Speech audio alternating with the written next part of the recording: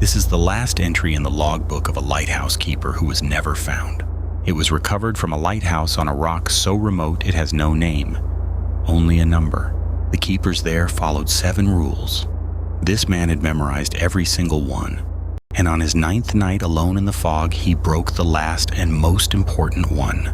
He turned the light off. This is the story of why a grieving man would ever do that, and of what the light had been keeping out of the water. His name was Thomas Reed. He had been a ship's navigator for 20 years. A good one. A man who could read a coastline in the dark by the sound of the water. Until one night in a storm, much like the ones out here, he read it wrong. He plotted a course 3 degrees off. In clear weather, nothing. In that storm, everything. The ship went on to the rocks. Of a crew of 11, Thomas was one of only 3 who lived. He heard the other 8 in the water. He heard them for a long time, and then he did not. The inquiry cleared him. Bad weather, they said. No one blamed Thomas. No one, that is, except Thomas himself. For 2 years, he tried to drown it the usual ways. Guilt, it turns out, does not drown. So when he saw a posting for the loneliest lighthouse on the coast, he took it. Not as a job, as a sentence. A rock, a tower, and a light. No town, no people. No one left for him to fail. The keeper he was relieving barely spoke. He handed Thomas the logbook and got on the boat. And the last thing that man said, from the deck as it pulled away, was this: follow the rules exactly. 7 rules, written in 7 different hands. Each keeper had added 1. None had ever crossed anything out. Rule 1. Light the lamp before sunset, every night, without fail. Never let the tower go dark. Simple enough. It was, after all, the entire point of a lighthouse. Rule 3. If you see a light out on the water where no light should be, do not signal it. There were no shipping lanes out there. Nothing that should ever carry a light. Rule 4. If the beam ever stutters or seems to blink back at you, lock the lantern room door. Rule 5. On foggy nights, you may hear a ship's bell. There is no ship. Do not go to the rocks. Do not try to help. Do not answer any voice you hear in that fog, no matter whose it is. Rule 6. If footsteps climb the stairs and knock at the lantern room door, do not open it. The relief boat never comes at night. So whoever is knocking, it is not the relief boat. And Rule 7. Underlined by every keeper who ever lived there. Never ever turn the light off, because the light was not there to keep ships off the rocks. It was there to keep something in the water out. For the first few nights, it was only lonely. He lit the lamp. He walked the gallery. He logged the hours, and in all that quiet, with no one to be, the guilt came for him. It always does. On the 4th night, he saw it. A light. Far out, where the chart said there was only deep water.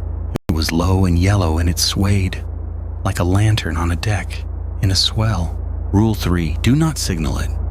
Thomas gripped the rail, and he did not. After an hour, it went out. He wrote it down, his hand not quite steady, and then he noticed something that stopped his heart. The keeper before him had written the very same words. On his own 4th night. In the same place. On the 7th night, the fog rolled in, thick and wet and total. And out in it, Thomas heard a bell, slow, mournful. The bell of a ship in distress. Rule 5. There is no ship. He stood at the top of the stairs, every muscle locked, and did not go down.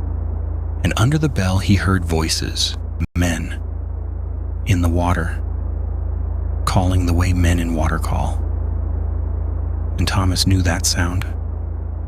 He had heard it before, and then one voice, closer than the rest, called him by name. voice he had heard drown 2 years ago. It was Daniel Hart, his first mate, his friend, the man he had plotted the wrong course for. The voice did not scream or accuse. It only said softly over and over, "You can make this right. If the dead you were responsible for begged you to save them, could you have stayed on those stairs?" Thomas almost went down. For 6 more nights he almost did. And then came the 9th. On the 9th night, the fog came back. The bell came back. And Daniel's voice came back, kinder than ever. But this time the voice said something new. "Thomas," it said, "we cannot reach the light. Turn it off. Let us in." And Thomas finally understood exactly what the light was for and what turning it off would do. Rule 7 screamed in his memory. Never turn the light off. It is the only thing keeping them out. But he was so tired, and they were right there, and it was all of it his fault. He told himself he only wanted to see them, to say that he was sorry. He put his hand on the lamp. The rule was one line: never turn it off. He had kept every other. And then, for Daniel, he broke the last. He turned the light off. And the whole world went black and silent and completely still. For a moment, there was nothing. No bell, no voices, just the dark, the water, and his terrible relief. And then from the bottom of the stairs in the dark, something began to climb. Not one thing, many, slow and heavy and wet. Climbing toward the lantern room, one step at a time. Rule 6.